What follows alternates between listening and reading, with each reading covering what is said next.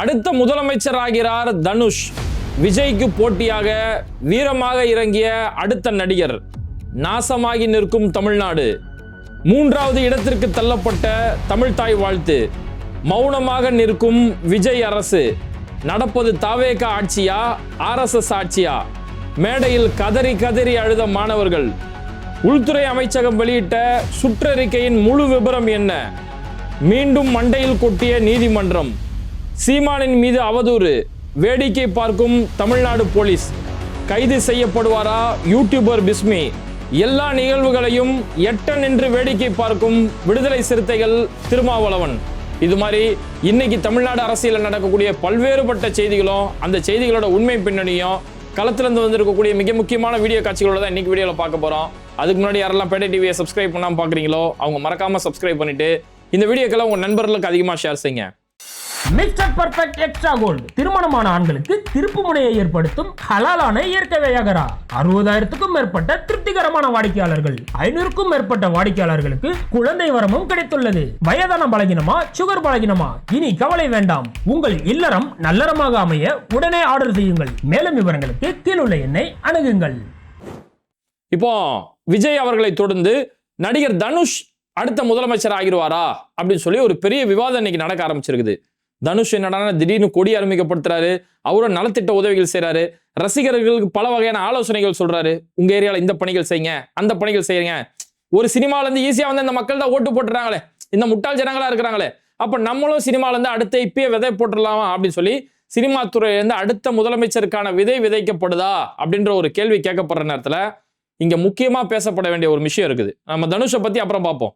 இங்க முக்கியமா பேச வேண்டிய விஷயம் என்னன்னா, இன்னைக்கு நெல்லை மனோன்மணியனார் சுந்தரனார் பல்கலைக்கழகத்துல பட்டமளிப்பு விழா நடக்குது. அந்த பட்டமளிப்பு விழாவில் தமிழ்தாய் வாழ்த்து 3வது இடத்துக்கு தூக்கி வீசப்பட்டிருக்கு. 3வது இடத்துக்கு தள்ளப்பட்டிருக்கலாம் சொல்லக்கூடாது, 3வது இடத்துக்கு தூக்கி வீசப்பட்டிருக்குன்னு தான் சொல்லணும். ஏன்னா இந்த தமிழ்தாய் வாழ்த்து எழுதினதே மனோன்மணியம் சுந்தரனார். அவர் தான் எழுதினாரு. அவரு பேர்ல ஒரு பல்கலைக்கழகம் இருக்கு. அந்த பல்கலைக்கழகத்திலேயே தமிழ்தாய் வாழ்த்து 3வது இடத்துக்கு தூக்கி வீசப்படுதுன்னா இங்க நடக்கிறது தாவேக ஆட்சியில, இங்க நடக்கிறது RSS உடைய ஆட்சி. என்ன நடந்தாலும் ஒரு வாய மூடி இருப்பாரு, இவர் வாயை திறந்து பேச மாட்டாரு. நம்ம இத்தனை ஆண்டு காலமா ஒரு செயல் திட்டம் வச்சிருந்தோம், இந்த தமிழ்நாட்டில் நம்மளால எதுவுமே செய்ய முடியல, ஆனா இவருடைய ஆட்சி இருக்க வரைக்கும் நம்மளால என்ன வேணாலும் செய்யலாம், நம்ம நினைச்ச என்ன வேணாலும் நடத்தலாம் அப்படின்னு சொல்லி இவ்வளவு தில்லா இந்த காரியத்தை செய்யறாங்க. அந்த மனோன்மணியம் சுந்தரனார் பல்கலைக்கழகம்ன்றது இந்த மாநில அரசால நடத்தப்படக்கூடிய பல்கலைக்கழகம், தமிழ்நாடு மக்களோட வரி பணத்தால நடக்கக்கூடிய ஒரு பல்கலைக்கழகம். அந்த பல்கலைக்கழகத்துல மனோன்மணியனாருடைய பெயர்ல இருக்கக்கூடிய பல்கலைக்கழகத்துல அவர் எழுதின தமிழ்தாய் வாழ்த்து தூக்கி 3ஆம் இடத்துக்கு தூக்கி வீசப்படுதுன்னா இதெல்லாம் நம்ம எங்க போய் முட்டிக்கிறது தெரியல. தமிழன் என்று சொல்லடா தலை நிமிர்ந்து நில்லடா அப்படின்னு சொன்ன காலம் போய் தமிழன் என்று சொல்லடா தலை குனிஞ்சு நில்லடா அப்படின்ற நிலைமைக்கு நீங்க நம்ம வந்து நிக்கிறோம். எது நடந்தாலும் வாயை திறந்து பேச மாட்டோம். இந்தியாவே நீட்டை எதிர்த்து பேசும், பாஜகவை எதிர்த்து பேசும், மோடிக்கு எதிராக நிற்கும், ஆனா நாங்க வாயை திறக்க மாட்டோம் அப்படின்னு சொல்லி இங்க ஒரு கூட்டம் இருக்குது. அதனாலதான் இங்க இருக்கக்கூடிய ஆளுநருக்கும் இங்க இருக்கக்கூடிய பாஜகவுக்கும் அவ்வளவு தைரியமா இன்னைக்கு இந்த காரியத்தை இன்னைக்கு நடந்துகிட்டு இருக்கிறாங்க. இதுக்கு கேட்டா அவங்க ஒரு காரணம் ஒன்று சொல்றாங்க. அதாவது இது வந்து அந்த கல்லூரி சம்பந்தப்பட்ட ஒரு நிர்வாக சம்பந்தமான விஷயம். கல்லூரியோட துணைவேந்தர் அந்த மனோன்மணியம் சுந்தரனார் பல்கலைக்கழகத்தோட அந்த துணைவேந்தரே சொல்லிட்டாரு, ஆளுநர் கையில இருந்து எங்களுக்கு ஒரு புரோட்டோகால் வந்துருச்சு, இதுதான் ஆளுநருடைய புரோட்டோகால், ஆளுநர்கிட்ட இருந்து ஸ்ட்ரிக்ட் ஆர்டர் எங்களுக்கு வந்துருச்சு. அந்த ஸ்ட்ரிக்ட் ஆர்டர்ல என்ன சொல்லியிருந்தாங்கன்னா, முதல்ல தேசிய பாடல் வந்தே மாதரம் பாடல் பாடணும், 2வது தேசிய கீதம் ஜனகணமன 2வது பாடணும், 3வது தமிழ்தாய் வாழ்த்து பாடணும் அப்படின்னு சொல்லி எங்களுக்கு ஸ்ட்ரிக்ட் ஆர்டர், ரொம்ப கண்டிஷனா, ரொம்ப இதை மீறினீங்க அவ்வளவுதான் உங்களை அப்படின்ற அளவுக்கு எங்களுக்கு ஒரு ஸ்ட்ரிக்ட் ஆர்டர் வந்துருச்சு அப்படின்னு சொல்லி துணைவேந்தர் இந்த கருத்தை சொல்றாரு. இதுதான் நான் சொல்றது, திரும்ப திரும்ப சொல்றது, ஒரு அரசு உறுதியா இல்லாத வரைக்கும் அதிகாரிகள்கிட்ட நீங்க அந்த உறுதியை பார்க்க முடியாது. இப்போ இதே துணைவேந்தர் மனோன்மணியம் சுந்தரனார் பல்கலைக்கழகத்தோட இதே துணைவேந்தர் 2025 ஒரு சம்பவம் நடந்துச்சு, ஞாபகம் இருக்கா? ஊட்டியில இதுக்கு முன்னாடி ஆளுநர் RN ரவி இருந்தாரு. RN ரவி இருக்கக்கூடிய நேரத்துல ஊட்டியில இருக்கக்கூடிய ராஜ்பவன்ல துணைவேந்தர்கள் மாநாடு ஒன்று நடத்தினாரு. அந்த துணைவேந்தர் மாநாட்டுக்கு அன்னைக்கு துணை குடியரசுத் தலைவராக இருக்கக்கூடிய ஜெகதீப் தன்கர் அவரை சிறப்பு விருந்தினர் அழைச்சி துணைவேந்தர் மாநாடுன்னு ஒன்று நடத்தினாரு. ஆனா அந்த மாநாட்டுக்கு பல துணைவேந்தர்கள் அந்த மாநாட்டையே புறக்கணிச்சாங்க. அப்படி புறக்கணிச்சதுல முக்கியமான ஒரு துணைவேந்தர் மனோன்மணியம் சுந்தரனார் பல்கலைக்கழகத்தோட இந்த துணைவேந்தர் அவர் தான் அன்னைக்கு புறக்கணிச்சாரு. ஏன்னா அன்னைக்கு நமக்கு பின்னாடி ஒரு அரசு இருக்கு, இந்த மாநில உரிமையை பேசக்கூடிய ஒரு திமுக அரசு இருக்கு, அவங்க நம்ம பின்னாடி நிக்கிறாங்க அப்படின்ற தைரியத்துல ஒரு ஆளுநருடைய விழாவை, ஒரு துணை ஜனாதிபதி கலந்துக்கக்கூடிய ஒரு விழாவை அவ்வளவு துணிச்சலா புறக்கணிச்சாங்க. அதுக்கு காரணம் என்னன்னா, அன்னைக்கு உச்சநீதிமன்றம் ஒரு தீர்ப்பு ஒண்ணு கொடுத்தது. அதாவது ஒரு மாநில துணைவேந்தரை நியமிக்கக்கூடிய பொறுப்பு ஒரு மாநில அரசுக்கு தான் இருக்கு. திமுக ஒரு மசோதா நிறைவேற்றினாங்க. அந்த 10 மசோதாவுக்கு உச்சநீதிமன்றம் ஒப்புதல் வழங்குச்சு இல்லையா, அந்த தீர்ப்பு வழங்கப்பட்ட நேரம். அப்போ ஒரு இதுக்கான அதிகாரம் என்பது மாநில அரசு கையில இருக்குது. இவர் எப்படி இப்படி துணைவேந்தருடைய கூட்டத்தை கூட்டலாம் அப்படின்னு சொல்லி பல துணைவேந்தர்கள் அந்த மாநாட்டை புறக்கணிச்சாங்க. அதுல ஒருத்தர் இந்த பல்கலைக்கழகத்தோட துணைவேந்தர். ஆனா இன்னைக்கு அதே துணைவேந்தர், எங்களுக்கு ஸ்ட்ரிக்ட் ஆர்டர் வந்துருச்சு, நாங்க வேற ஒண்ணுமே செய்ய முடியாது, இதை தான் நாங்க ஃபாலோ பண்ண முடியும், இது கவர்னருடைய புரோட்டோகால் அப்படின்னு சொல்லி இன்னைக்கு அங்க நடைமுறைப்படுத்தப்படுது. பார்க்கும்போது நமக்கு அவ்வளவு பெரிய அதிர்ச்சியா இருக்கு. அதாவது 2017 இருந்து 21 வரைக்கும் எடப்பாடி பழனிசாமியை முதலமைச்சரா வச்சு பாஜக எல்லா விஷயங்களையும் காய் நகர்த்தினாங்க. அந்த ஆட்சியில கூட இப்படியாப்பட்ட நிகழ்வு நடக்கல. தமிழ் தாய் வாழ்த்த 3வது இடத்துக்கு தள்ளி ஒரு மாநில அரசோட நிதியில நடக்கக்கூடிய ஒரு கல்லூரியில தமிழ் தாய் வாழ்த்த 3வது இடத்துக்கு தள்ளக்கூடிய ஒரு நிர்வாகம் எடப்பாடி பழனிசாமியோட ஆட்சியில கூட நடக்கல. ஆனா இன்னைக்கு விஜய் அவர்களுடைய ஆட்சியில் இவ்வளவு மோசமான ஒரு சம்பவம் நடக்குது. விஜய் அவருடைய தரப்புல இருந்து ஒரு பதில கூட காணோம், ஒரு பேச்சு. என்ன அப்படியே கரூர் கேஸ்ல உங்களை அப்படியே தூக்கி திகார் ஜெயில தூக்கி போட்ட போறாங்க. என்ன ஒரு பயம், ஆர்எஸ்எஸ்னா அப்படி ஒரு பயம், பாஜகனா அப்படி ஒரு பயம். நீங்களா எதுக்கு அப்ப இந்த அரசியலுக்கு வரணும்? நான் எல்லாத்தையும் விட்டுட்டு வந்திருக்கிறேன், உங்களுக்காக வந்திருக்கேன், ஊருக்காக வந்திருக்கேன், உறவுக்காக வந்திருக்கேன்னு சொல்லி ரைமிங் டைலாக் எல்லாம் பேசுனீங்களே, உங்களுக்கு எதுக்கு இந்த அரசியல்? மாநிலத்தோட உரிமையை ஒட்டுமொத்தமா தூக்கி போட்டு அப்படி 3வது இடத்துக்குல அப்படி தூக்கி மூலையில தூக்கி எறிஞ்சாச்சு. இப்படியாப்பட்ட நிகழ்வு நடந்தோம். இன்னும் தாவேகாவுடைய தரப்புல இருந்து ஒரு வாய கூட ஒரு கண்டனம், ஏங்க குறைஞ்சபட்சம் ஒரு கண்டனம் தெரிவிக்க வேணாம், ஒரு கண்டனம் கூட தெரிவிக்காத அளவுல தான் இருக்கிறாங்க. இதே இடத்துல திமுகன்னு சொல்லக்கூடிய ஒரு உறுதிமிக்க கட்சி இங்க ஆட்சியில் இருந்துச்சு. அந்த திமுகவுடைய உறுதியை பார்க்கலாமா? 2021 திமுக அப்பதான் ஆட்சி பொறுப்புக்கு இருக்குது. கொரோனாவுடைய 2வது அலை பயங்கரமான பேசிட்டு இருக்கக்கூடிய நேரத்துல ஒரு விழா ஒண்ணு நடக்குது. அங்க அந்த விழாவில் காஞ்சி சங்கராச்சாரியார் அந்த விழாவில் சீஃப் கெஸ்டா கலந்துக்கிறாரு. அந்த விழாவில் அவங்க எல்லா பாடல் பாடும்போது அங்க தமிழ் தாய் வாழ்த்து இசைக்கப்படுது. காஞ்சி சங்கராச்சாரியர் அவங்க சிம்மாசனத்துல உட்காந்துருப்பாங்க இல்லையா, அந்த சிம்மாசனத்துல உட்காந்துக்கிட்டே இருக்கிறாரு, எந்திரிச்சு நிக்க மாட்டாரு. தமிழ் தாய் வாழ்த்து பாடினா எந்திரிச்சு நிக்கிறதுன்னு நம்மளுடைய மரபு. ஆனா அந்த தமிழ் தாய் வாழ்த்துக்கு எந்திரிச்சு நிக்காம அவர் உட்காந்துட்டு இருந்தாரு. ஏன்னா அவங்களுடைய கருத்துப்படி தமிழ் என்பது நீஷ பாஷா அப்படின்னு அவங்க சொல்லுவாங்க இல்லையா, அதனால அவங்க எந்திரிச்சு நிக்கல அப்படின்ற ஒரு பெரிய கருத்து, பெரிய சர்ச்சை அந்த டைம்ல உருவாச்சு. இது அந்த நேரத்துல நாம் தமிழர் உட்பட பல கட்சி, திமுக, நாம் தமிழர் உட்பட பெரிய அளவுல எதிர்ப்புகளை தெரிவிச்சு நீதிமன்றம் வரைக்கும் போச்சு. அன்னைக்கு இந்த கேஸை விசாரிக்கக்கூடிய நீதிபதி மாண்புமிகு ஜி.ஆர். சுவாமிநாதன் இருக்கார்ல, நம்ம திருப்பரங்குன்றத்துக்கு தீர்ப்பு கொடுத்தவரு, இந்த பக்ரீத் சம்பந்தமான விஷயத்துக்கு தீர்ப்பு கொடுத்தவரு, இஸ்லாத்தை ஏத்துக்கிட்டவங்களுக்கு இடஒதுக்கீடு செல்லாதுன்னு சொல்லி தீர்ப்பு கொடுத்த மாண்புமிகு நீதிபதி ஜி.ஆர். சுவாமிநாதன் இருக்கார்ல, அவர் கைக்கு இந்த வழக்கு போகுது. அவர் இந்த வழக்கு விசாரிச்சு எந்திரிச்சு நிக்கலாம் அவ்வளவு பெரிய குற்றம்லாம் ஒன்றும் கிடையாது, இது மாநில பாடல் தானே தவிர மாநில கீதம் கிடையாது. மாநில பாடல் என்பது ஒரு வாழ்த்து பாடல், ஒரு கடவுள் வாழ்த்து, ஒரு பிரார்த்தனை வாழ்த்து மாதிரி ஒரு வாழ்த்து பாடல் தானே தவிர இது எந்திரிச்சு நிக்கக்கூடிய அளவுக்கு தேசிய கீதம் மாதிரி எந்திரிச்சு நிக்கக்கூடிய அளவுக்கு இது கீத பாடல் கிடையாது.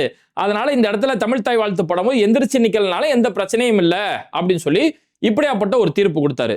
யாருடைய கேஸ் யாரோட கைக்கு போனோன்னு இப்படியாப்பட்ட தீர்ப்பு வந்தது. அன்னைக்கு ஒரு ஆண்மை உள்ள முதலமைச்சர் இங்க இருந்தாரு. அவர் அன்னைக்கு ஒரு உடனே அடுத்த செஞ்ச காரியம் என்னன்னா, அப்ப தேசிய கீதமா இருந்தா தான் எந்திரிச்சு நிப்பீங்களா, போடுறா ஜீவோவை. அடுத்த செகண்ட் திமுக அரசாணைக்கு ஒரு ஜீவோ பாஸ் பண்றாங்க, ஒரு அரசாணை வெளியிடுறாங்க. தமிழ் தாய் வாழ்த்து இனி மாநில கீதமா இசைக்கப்படும், இது மாநில கீதமா இன்னைக்கு உத்தரவு கொடுக்குறோம் அப்படின்னு சொல்லி ஒரு அரசாணை, ஒரு ஜீவோ ஒன்று பாஸ் பண்ணப்பட்டது. அதுக்கு பிறகு இங்க எந்த ஒரு அரசு நிகழ்ச்சியாக இருந்தாலும், எந்த ஒரு பொது நிகழ்ச்சியாகவே இருந்தாலும், எந்த ஒரு கல்வி நிறுவனங்களில் நடக்கக்கூடிய நிகழ்ச்சியா இருந்தாலும், இப்ப தமிழ் தாய் வாழ்த்து என்பது மாநில கீதமாக பார்க்கப்பட்டதால் எல்லாரும் எந்திரிச்சு நின்று தான் மரியாதை செலுத்தி ஆகணும் அப்படின்னு சொல்லக்கூடிய ஒரு உறுதிமிக்க ஒரு அரசாணை வெளியிட்டாங்க. இதுதான் ஒரு அரசுக்கான அடையாளம்.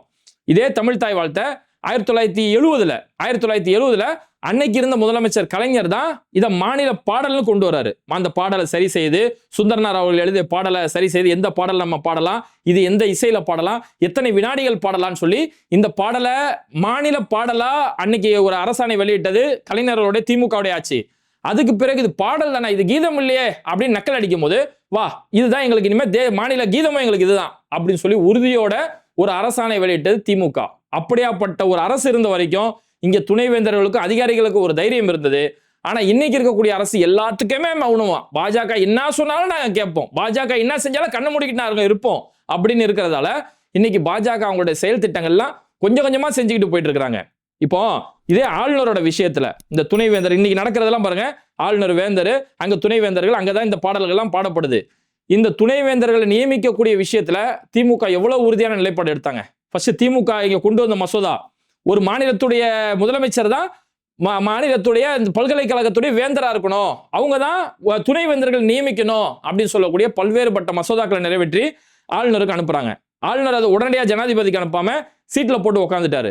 திரும்பவும் 2வது முறையா மசோதா நிறைவேற்றப்படுது. நீட்டுக்கு எதிராக இந்த துணைவேந்தர்கள் நியமிக்கிறது சம்பந்தமா 2வது முறையா மசோதா அனுப்பப்பட்ட பிறகு அதுவும் காத்திருப்பு பட்டியல வச்சு அதுக்கப்புறமா ஜனாதிபதிக்கு அனுப்புறாரு. 2வது முறையா மசோதா நிறைவேற்றப்பட்ட உடனே ஒப்புதல் அளிக்கணும். ஆனா அதுக்கப்புறம் ஒரு ஜனாதிபதிக்கு அனுப்புறாரு. உடனடியா திமுக துணிச்சலோட போய் உச்சநீதிமன்றத்துடைய கதவு தட்டுறாங்க. உச்சநீதிமன்றத்தில் போய் இந்த மாதிரி இந்த ஆளுநர் தொடர்ந்து எங்களோட மாநில உரிமையை பறிச்சுக்கிட்டு இருக்கிறாரு, மாநிலத்துடைய குரலை மதிக்கவே மாட்டாரு, இவர் இஷ்டத்துக்கு செயல்படுறாருன்னு சொல்லி உச்சநீதிமன்றத்தில் வழக்கு தொடுத்த உடனே அன்னைக்கு உச்சநீதிமன்றம் அன்னைக்கு ஆளுநரோட மண்டையிலேயே கொட்டுற மாதிரி இந்த 10 மசோதா இதை கிடப்புல போறது உங்களுக்கு யாரு அதிகாரம் கொடுத்தது? இது அரசியல் சாசனத்தை மீறக்கூடிய ஒரு செயலா இருக்குது. ஒரு மாநில அரசு ஒரு மசோதா அந்த மாநிலத்துடைய மக்களுடைய கருத்தாக ஒரு அரசு இருக்குது. அப்ப அந்த அரசு ஒரு தீர்மானம் நிறைவேற்றாங்கன்னா அதை முதல் முறையே நீங்க கவர்னருக்கு அனுப்பி இருக்கணும் அல்லது ஒப்புதல் கொடுத்திருக்கணும். ஆனா நீங்க 2வது முறை நிறைவேற்றியும் நீங்க இப்பதான் நீங்க அனுப்புறீங்கன்னா இது ஒரு மாநில மக்களை அவமதிக்கிறதுக்கு சமம், அரசியல் சாசனத்துக்கு எதிரான ஒரு விஷயம். அதனால ஆர்டிகல் 142 பயன்படுத்தி நீதிமன்றத்துடைய சிறப்பு அதிகாரம் இருக்கு, அந்த அதிகாரத்தை பயன்படுத்தி அந்த 10 மசோதாவுக்கு நாங்களே ஒப்புதல் அளிக்கிறோம் அப்படின்னு சொல்லி வரலாற்று சிறப்பு மிக்க தீர்ப்பு உச்சநீதிமன்றத்தில் கொடுக்கப்பட்டது. அந்த தீர்ப்பில் ஒன்றுதான் மாநில துணைவேந்தர்களை நியமிக்கக்கூடிய அதிகாரம் இனி மாநில அரசுக்கு தான் பொறுப்பு. அதாவது ஆளுநர் கிட்ட இருக்கக்கூடிய பாதி பவரை பிடுங்கியாச்சு, பாதி பவரை பிடுங்குறதுக்கான சமம் எங்களுக்கு துணைவேந்தரை நாங்களே நியமிச்சுக்கிறோம், உங்களை மாதிரியே எங்க மண்டையை மறைச்சிட்டு வரக்கூடிய நபர் வேணா எங்களுக்கு யார் தேவை நாங்களே நியமிச்சுக்கிறோம் அப்படின்ற அளவுக்கு இந்த அளவுக்கு ஆளுநருடைய ஒவ்வொரு செயல்பாடுகளையும் எதிர்த்து ஆளுநருடைய இந்த எதேச்சதிகார போக்கு இது எது வந்தாலும் அதை துணிஞ்சு நிற்கக்கூடிய அரசுகளை பார்த்த நிலையில இன்னைக்கு ஆளுநர் என்ன சொன்னாலும் தலையாட்டி பொம்மையா நிற்கக்கூடிய ஒரு அரசு தான் இன்னைக்கு நம்ம பார்த்துக்கிட்டு இருக்கிறோம். இதுக்கு ஒரு முட்டு வர கொடுக்குறாங்க. அது கவர்னருடைய புரோட்டோகால். அவங்க கவர்னர் வந்து ஸ்ட்ரிக்ட் ஆர்டர் கொடுத்துட்டாரு, இனி என்ன செய்ய முடியும்? உள்துறை அமைச்சகம் அமித்ஷாவோட ஹோம் மினிஸ்ட்ரியில இருந்து ஒரு சுற்றறிக்கை ஒன்று வந்துருச்சு, ஒரு சர்க்குலர் ஒன்று அனுப்பிட்டாங்க. அதனால இந்த சுற்றறிக்கைப்படி தானே செயல்பட்டோம் அப்படின்னு சொல்லி இதுக்கு ஒரு முட்டம் கொடுக்குறாங்க. சொல்ல போனா அந்த சுற்றறிக்கையே இவங்க முழுசா படிக்கலன்னு தான் அர்த்தம்.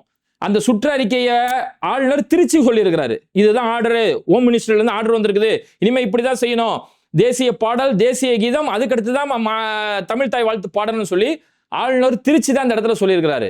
ஆக்சுவலா உள்துறை அமைச்சகத்திலிருந்து வந்திருக்கக்கூடிய அந்த சுற்றறிக்கை என்ன சொல்லுது அப்படின்னும் போது இனி தேசிய இவங்க தான் இப்ப இந்த வந்தே மாதரம் தேசிய பாடலுக்கு எல்லா வகையிலும் முக்கியத்துவம் கொடுக்கணும்னு கொண்டு வந்துட்டாங்க இல்லையா? இனிமே என்ன செஞ்சிருக்கிறாங்கன்னா ஒரு அரசு நிகழ்ச்சி ஒன்று நடக்கும்போது அங்க தேசிய பாடல் தேசிய கீதம் இணைந்தே பாடப்பட வேண்டும். ஒரு மாநிலத்துல, ஏன்னா எல்லா மாநிலத்திலுமே மாநில பாடல் மாநில கீதம் இருக்காது. இப்ப நம்ம தமிழ்நாட்டுல இங்க தமிழ் தாய் வாழ்த்து எப்படி இருக்கோ இது மாதிரி எல்லா மாநிலத்துக்கும் அவங்கவுங்க பாடல் இருக்காது, சில மாநிலங்கள் இருக்குது. அப்படி எந்த மாநிலத்துல உங்களுக்கு அந்த மாநில பாடல் இருக்கோ அந்த மாநிலத்துல நீங்க தேசிய பாடல் தேசிய கீதம் இணைந்தே பாடப்பட வேண்டும். இப்படிதான் இருக்கே தவிர நீ மாநில பாடலை தூக்கி 3வது இடத்துல வச்சுக்கோ 5வது இடத்துல வச்சுக்கோ அப்படிலாம் சொல்லல. அந்த சுற்றறிக்கை ஹோம் மினிஸ்டரோட சுற்றறிக்கை என்ன சொல்லுதுன்னா நீங்க வந்து பிரிச்சிட வேணாம், அதாவது தேசிய கீதத்தையும் தேசிய பாடலையும் பிரிச்சிட வேணாம். இப்போ உதாரணத்துக்கு ஃபர்ஸ்ட் தேசிய கீதத்தை பாடிட்டு 2வது மாநில பாடலை பாடிட்டு 3வது தேசிய பாடலை இப்படி நீங்க பிரிச்சிட வேணாம். தேசிய பாடலும் தேசிய கீதமும் இணைந்தே பாடப்பட வேண்டும் அல்லது இணைந்தே இசைக்கப்பட வேண்டும் அப்படின்றத அந்த சுற்றறிக்கையில இருக்குது. அப்ப நம்மளோட உரிமை இருக்குல்ல, ஒரு எங்களோட மாநில உரிமை எங்களுக்கு முக்கியம் அப்படிங்கிற அடிப்படையில அந்த சுற்றறிக்கையை மதிப்பு கொடுத்து நாங்க தமிழ் தாய் வாழ்த்தை நாங்க பாடிக்கிறோம், எங்களோட மாநில பாடல் மாநில கீதத்தை நாங்க முதல்ல பாடிக்கிறோம். 2வது நீங்க இணைந்தே பாடணும்னு சொன்னீங்க இல்லையா, உங்களுடைய சுற்றறிக்கை அதுக்கும் மதிப்பு கொடுத்து நாங்க இணைந்தே பாடுறோம். 2வது நீங்க உங்களுடைய தேசிய பாடல் 2வது தேசிய கீதத்தை நாங்க பாடுறோம் அப்படின்னு சொல்லி அதுல உள்ள ஃபேக்ட ஒழுங்கா கவனிச்சிருந்தா இந்த பிரச்சனைக்கு வழியே இல்லை. ஆனா ஆளுநர் சொல்லிட்டாரு, ஐயோ அமித்ஷா கிட்ட இருந்து சுற்றறிக்கை வந்துருச்சுன்னு சொல்லி ஒட்டு மொத்தமா பொட்டி பாப்பா அடங்கி போகக்கூடிய ஒரு நிலைமையில தான் இப்பேற்பட்ட ஒரு அரசை தான் இன்னைக்கு மாற்றம் சொல்லி இந்த மக்கள் இன்னைக்கு மண்டை குழம்பி போய் நிக்கிறாங்க. இங்க கொடுமை என்ன தெரியுமா? இதெல்லாம் தட்டி கேட்க வேண்டிய இடத்துல இருக்கக்கூடிய விடுதலை சிறுத்தைகள் மாதிரியான கட்சிகள் கூட இன்னைக்கு அப்படி ஒரு நார்மலைஸ் பண்ற மாதிரி ஒரு அமைதியா ஒரு மென்மை போக்கோட இன்னைக்கு கடைபிடிச்சுக்கிட்டு இருக்கிறாங்க. ஏன்னா இன்னைக்கு சமீபத்தில் இந்த நீட் சம்பந்தமான பிரச்சனை வரும்போது அண்ணன் வன்னியரசு அவர்லாம் ஒரு காலத்துல எப்படி வீரமா தைரியமா பேசிட்டு இருந்த ஒருத்தர், அவர் இப்ப இந்த நீட் சம்பந்தமா பேசும்போது நீட் தேர்வுலாம் எதிர்ப்புக்கப்பட வேண்டிய ஒரு விஷயம். இந்த நீட் தேர்வுன்னு ஒன்று இருக்கும்போது அனிதாவுடைய கிராமத்துக்கே போய் இன்னைக்கு இருக்கக்கூடிய மாண்புமிகு முதலமைச்சர் அவர் போய் அன்னைக்கு போய் பார்த்துட்டு வந்தார் இல்லையா, அனிதா வீட்டுக்கு போனார் இல்லையா, அதுக்கப்புறம் தான் இந்த போராட்டம் பெரிய லெவல்ல போச்சு. விஜய் போய் அவங்க வீட்டுல போய் பார்த்தாராம், அதுக்கப்புறம் தான் போராட்டம் பெரிய லெவல்ல வந்துருச்சான். அப்போ ஒரே ஒரு சீட்டு ஒரு சோஃபால உட்கார வச்சதுக்காக எந்த லெவலுக்கு வேணாலும் முட்டு கொடுக்க இன்னைக்கு எவ்வளவு முக்கியமானவங்களா தயாரானதால தான் இன்னைக்கு எதுவுமே கண்டுகொள்ளப்படுறது இல்லை. இவரும் என்னென்ன இருந்தாலும் அமைதியா கிடக்கிறாருல, அதுக்கெல்லாம் இதுதான் காரணம். இது நடந்திருக்கக்கூடிய நேரத்தில் இன்னைக்கு ஒரு உயர்நீதிமன்றத்தில் நடந்திருக்கக்கூடிய ஒரு சம்பவம். அதாவது நாம் தமிழர் கட்சி சார்பில் வந்து தீரன் திருமுருகன் அவங்களுடைய வழக்கறிஞர் ஒரு வழக்கு ஒன்று தாக்கல் செஞ்சிருக்கிறாரு. இந்த யூடியூப்ல தாவேகாவுக்கு விஜய்க்கு ஆதரவா வீடியோ போடக்கூடிய பிஸ்மின்னு சொல்லக்கூடிய ஒரு நபர், அவர் என்ன பண்றாருன்னா சீமான் வந்து திமுக கிட்ட காசு வாங்கிட்டு செயல்படுறாரு அப்படின்னு சொல்லி இல்லாத பொல்லாத அவதூறுகளை வச்சு இஷ்டத்துக்கு பேசுறது. ஏன்னா அவங்களோட ஸ்டைல் எப்படின்னா, விஜயை பிம்பப்படுத்துறதுக்காக அஜித் நம்ம சாதாரண நடிகர், அஜித்துக்கெல்லாம் நடிக்கவே தெரியாது, ரஜினிலாம் ஒண்ணுமே கிடையாது இப்படின்னு பேசிட்டு இருந்த ஒரு நபர்களை வச்சு இன்னைக்கு அரசியல் பேச வச்சிட்டாங்க. சீமான் வந்து திமுக கிட்ட காசு வாங்கிட்டு பேசுறாரு அப்படின்னு சொன்ன உடனே நாம் தமிழர் சார்பில் இருந்து இந்த வழக்கு பதிவு செய்யும் போது, அன்னைக்கு அந்த வழக்கு விசாரிச்ச நீதிபதி விக்டோரியா அவங்க இதை பத்தி சொல்லும் போது, தாவேக்கா ஏன் இப்படி நீங்க செயல்பட்டுக்கிட்டு இருக்கீங்க, உங்களுடைய முதலமைச்சரை நோக்கி ஒரு திமுகவுடைய எம்எல்ஏ ஒரு வார்த்தை சொல்லிட்டாருன்னும் போது உடனே அவதூறு வழக்கு பதிவு செஞ்சு அவரை கைது செய்றீங்க. ஆனா சீமான் இங்க இருக்கிறாரு, சீமானை பத்தி இவ்வளவு மோசமான கருத்துக்களை யூடியூப்ல பேசுறாங்க, ஏன் நீங்க நடவடிக்கை எடுக்க மாட்டீங்க? காவல்துறையோட இந்த பாரபட்சத்துக்கு என்ன காரணம்? சீமான் வந்து தமிழ்நாட்டில் தவிர்க்க முடியாத ஒரு அரசியல்வாதியா இருக்கும்போது அவரை பத்தி இவ்வளவு பகிரங்கமா அவதூறான கருத்துக்கள் பேசுறாங்க, நானும் அந்த கருத்தை பார்த்திருக்கிறேன், ஏன் நீங்க நடவடிக்கை எடுக்க மாட்டீங்க? அப்ப தாவேகாவுக்கு ஒரு சட்டம், மற்ற கட்சினா ஒரு சட்டமா அப்படின்னு சொல்லி கடுமையான கேள்வி. நேத்து தான் அந்த கரூர்ல கொடுத்த வேலை செல்லாதுன்னு சொல்லி நீதிமன்றம் மண்டையில கொட்டியிருக்குன்னா, இன்னைக்கு மண்டை மேல கொண்டை மேலே கொட்டி இருக்கக்கூடிய அளவுக்கு இப்ப ஏற்பட்ட நீதிமன்றத்தில் இப்ப ஏற்பட்ட ஒரு கருத்துக்கள். இப்படி பரபரப்பா தமிழ்நாடுடைய அரசியல் போயிட்டு இருக்கக்கூடிய நேரத்துல இந்த ஓட்டு போட்ட விஜய் ரசிகர்கள் அவங்கள பார்த்து கேட்கிறோம், இந்த மாநிலத்தோட உரிமை எப்படியெல்லாம் பாதுகாக்கப்பட்டு நிலைநிறுத்தப்பட்டது, அதை எல்லாத்தையும் இன்னைக்கு தூக்கிட்டு போய் மூளையில தூக்கி உட்கார வச்சுட்டாங்கல்ல, எல்லாம் நீங்க மாற்றம் சொல்லி தகுதியே இல்லாதவர்களை நீங்க ஆதரிச்சீங்கல்ல, அதோட விளைவு தான் இன்னைக்கு நம்ம மாநிலத்தோட சுயாட்சி, மாநிலத்தோட உரிமை மூளையில தூக்கி நீங்க உட்கார வைக்கப்பட்டிருக்கு. இதெல்லாம் நடந்திருக்கக்கூடிய நேரத்துல நாங்க அடுத்து சினிமாவில இருந்து ஒருத்தரை தேர்ந்தெடுக்க போறோம்னு சொல்லி அடுத்து ஒருத்தரை தேர்ந்தெடுக்க தயாராயிட்டாங்க. நேத்து நடிகர் தனுஷ் அவருக்கு பிறந்த நாளாம், அவருக்கு பிறந்தநாள் விழாவில் பார்த்தோம்னா அவருக்கு ஒரு கொடி அறிமுகப்படுத்துறது, சமீபத்தில் கூட தனுஷுக்கு 2 தேசிய விருது வேற கொடுக்கப்பட்டுருச்சு. இந்த தேசிய விருதுக்கு பின்னணியில் வேற என்னமாச்சும் இருக்குமா? ஏன்னா தனுஷ் வந்து அந்த மேடையில எல்லாம் பேசி முடிச்சுட்டு ஓம் நம சிவாய ஜெய் ஹிந்த் அப்படின்னு சொல்லி பயங்கரமா பேசுறாரு. இன்னைக்கு அவருக்கு 2 தேசிய விருது வேற கொடுக்கப்பட்டிருக்கு. இப்படி ஒரு பக்கம் பல்வேறுபட்ட குற்றச்சாட்டுகள், சந்தேகங்களை எழுந்திருக்கூடிய நேரத்தில் அப்படி யாரையுமே இவங்களாம் சங்கி, இவங்க பாஜக பின்புலம் அப்படிலாம் இஷ்டத்துக்குலாம் அவதூறாலாம் பேச வேணாம். நம்ம என்ன சொல்றோம், இப்படி நீங்க இஷ்டத்துக்கு சினிமாவை பார்த்து எனக்கு சினிமா மட்டுமே ஒருத்தர் நம்ம ஆள்றதுக்கு தகுதி அப்படின்னு சொல்லி மக்கள் இன்னைக்கு இருக்கிறதால தான் ஒவ்வொரு சினிமா நடிகர்களுக்கும் ஒரு தைரியம் வருது. அடா நேற்று வரைக்கும் இத்தனை படம் நடிச்சாரு, எல்லா படத்தையும் நடிச்சு டாடி மம்மி வீட்டில் இல்ல தடவோட யாரும் இல்லைன்னு சொல்லி பாட்டுலாம் பாடினாரு, இன்னைக்கு அரசியல் ஈஸியா சிஎம் ஆகிட்டாங்களப்பா, அப்ப சிஎம் ஆகுறது இவ்வளவு ஈஸியா, 4 படம் ஹிட் கொடுத்தா போதுமா அப்படின்ற தைரியத்துல தான் இன்னைக்கு அடுத்தடுத்து இன்னைக்கு ஹீரோக்கள் எல்லாமே அரசியலை நோக்கி நகர்ந்துகிட்டு இருக்கிறாங்க. இப்படி நடிகர்கள் அரசியலை நோக்கி நகர்றதால தான் இந்த மாநில உரிமை எங்கேயுமே பேசப்படாம இருக்குது. நீட் எக்ஸாமுக்கு எதிராக இவ்வளவு பெரிய போராட்டம் நடக்கும் போதும் ஒரு முதலமைச்சர் இங்க வாயை திறந்தே பேச மாட்டாரு. பாஜகன்ற வார்த்தை கூட அவர் வாயில வரமாட்டேங்குது. இன்னைக்கு தமிழ் தாய் வாழ்த்து 3வது இடத்துக்கு தள்ளப்பட்ட பிறகும் அப்படியே வாய்மூடி மௌனமா இருக்கக்கூடிய நேரத்துல இன்னைக்குதான் தமிழ்நாடு மக்கள், ஓரளவு அரசியல் விழிப்புணர்வு இருக்கக்கூடிய மக்கள் இன்னைக்குதான் ஒரு நபரை தேடுறாங்க. இந்த இடத்துல ஸ்டாலின் இருந்ததுன்னா நல்லா இருந்திருக்குமே, அவர் இருந்திருந்தா இங்க துணிச்சலோட செயல்பட்டு இருப்பாரு, இப்படி 3வது இடத்துக்கு போக விட்டுருக்க மாட்டாரு, நீட் எக்ஸாமுக்கு எதிராக மெரினாவில் அவ்வளவு பெரிய போராட்டம் நடத்தி இருக்கப்படுமே அப்படின்னு சொல்லி இன்னைக்கு மொத்த தமிழ்நாடுமே ஒரு முதலமைச்சரை தேடுறாங்க. அவர் தான் மு.க. ஸ்டாலின். இது மாதிரி வீடியோக்களை தொடர்ந்து பார்க்கறதுக்கு மறக்காம பேட்டை டிவியை சப்ஸ்கிரைப் பண்ணிட்டு இந்த வீடியோக்களை உங்க நண்பர்களுக்கு அதிகமா ஷேர் செய்யுங்க. இணைந்திருப்போம்.